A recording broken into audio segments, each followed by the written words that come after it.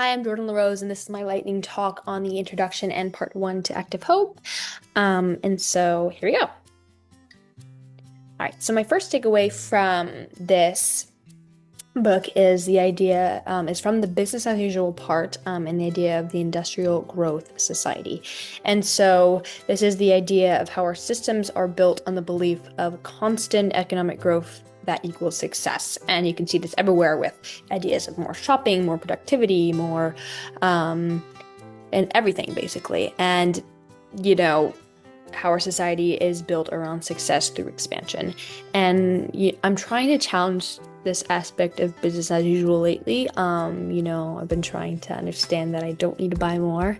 I have enough, appreciate what I have, support local businesses, and just, slow down a bit, appreciate things, and not do more than I need to. And I'll connect this to my paper as I look at how worldviews shape our choices. And I think that challenging this growth at all cost mindset is a huge part of shifting towards more sustainable lifestyle and society in general. The second takeaway I had comes from, The Great Turning, and actually is the third dimension, which is about shifting consciousness. It's from shifting from seeing ourselves as separate individuals in this place to realizing how we're deeply connected to each other and the planet. After reading this, it really changed how I think about my own role, so it's easy to feel small and like nothing I do matters.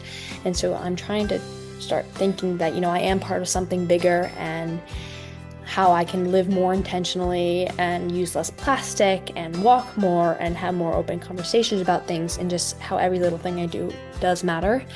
In terms of my essay, I'll think of this connected worldview, how it's key to, everything, and, how we, thinking of yourself as separate from nature is, we'll keep making the same destructive choices that we always have. And so I'll talk about this in my paper about shifting that consciousness. All right, and the next thing is gratitude practice. And so this is a really simple idea, basically just pausing to notice what's good, what brings joy, and then being thankful for it. So one example that I just read about was, thanking a tree as you pass it. And I actually just tried this, thanking the tree, for how much it does for us. And, this really grounded me in all the emotions I'm feeling in general, and overwhelming emotions, just being thankful for everything. And I think it's a really important idea, and I can use it in my paper because I think about gratitude and reflection, can actually help sustain, long-term activism. And, emotional resilience really doesn't show up in a lot of, conversations about sustainability, but I think it's really important. And so I'll include that in my paper.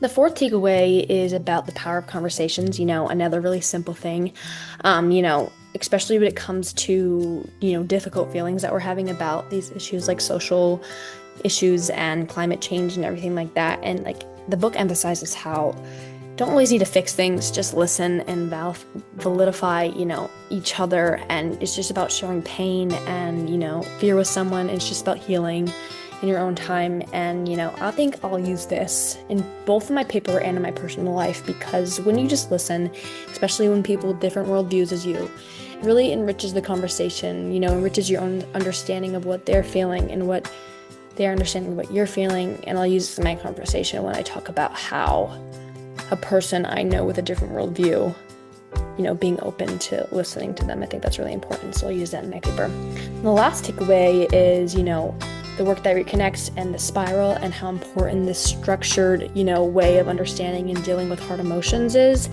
And this is another thing that really grounded me when after I learned this, when I'm feeling isolated or frozen in my ideas, this structured way just really, helped me get through them. Journaling or taking a walk, just really not confronting the hard emotions I'm facing. And, I'm planning to use this spiral in my paper, from moving from awareness to action, especially when you're talking about overwhelming emotions, and gives way to more, understanding as a whole in activism. All right, that's it. Thank you so much for watching. Hopefully this will do good in my paper. And yeah, a lot of good takeaways from this book so far.